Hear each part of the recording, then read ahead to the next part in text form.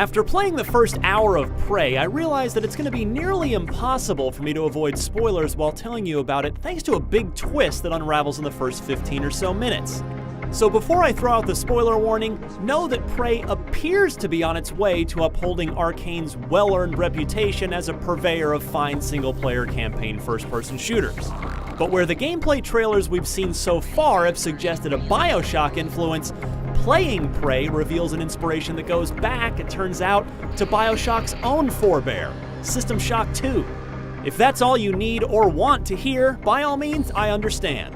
But if you want to suffer an early game spoiler and come down Prey's fascinating rabbit hole with me, there's much more to tell. As a male or female Morgan you start your day routinely enough. You wake up, check your email, get dressed, and go to work, via helicopter. Once you arrive, descend the elevator and go inside, you go through the full version of the testing procedure shown briefly in Prey's gameplay trailers. You collect blocks, hide behind a chair, and answer Sophie's Choice questions. But why? It's clear you're the guinea pig for some sort of experiment, but what? And did you volunteer, or is there something more nefarious going on? Yeah, there is. You wake up back in your bed. Your alarm clock goes off again, same time, same day. The literal facade that is your life begins to reveal itself.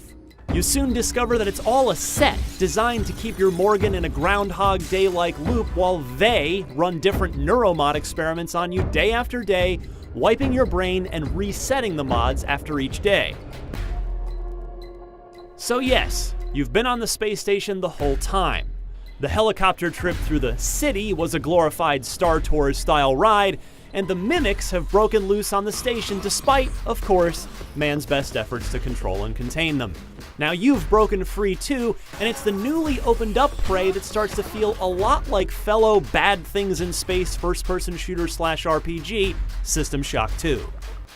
You have an inventory in which you collect weapons and items. Books and audio logs strewn about give clues to the backstory of the station and its mysteries. The pace, at least in the first hour I played, feels more deliberate than even BioShock, adding to the tension and suspense.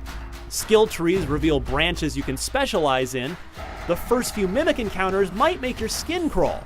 The little buggers move fast and can disguise themselves as objects in the room, such as chairs or coffee mugs, and all you have to combat them is the brute force of your wrench.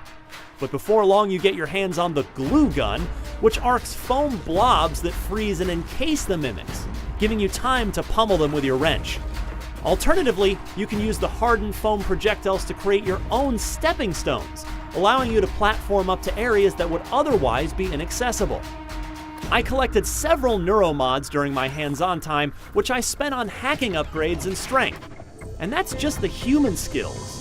Prey lead designer Ricardo Barre said that the alien skills, yes, like being able to transform into a coffee mug, add even more emergent gameplay possibilities to Prey's campaign, which he estimates will last between 16 and 20 hours, with plenty of replay value thanks to multiple endings and alternative playstyles and skill choices.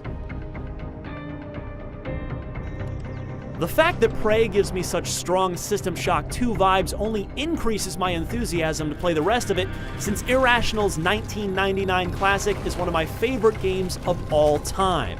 If the rest of Prey lives up to the first hour, then we could be looking at a very memorable game. For more on Prey, keep it tuned right here to IGN.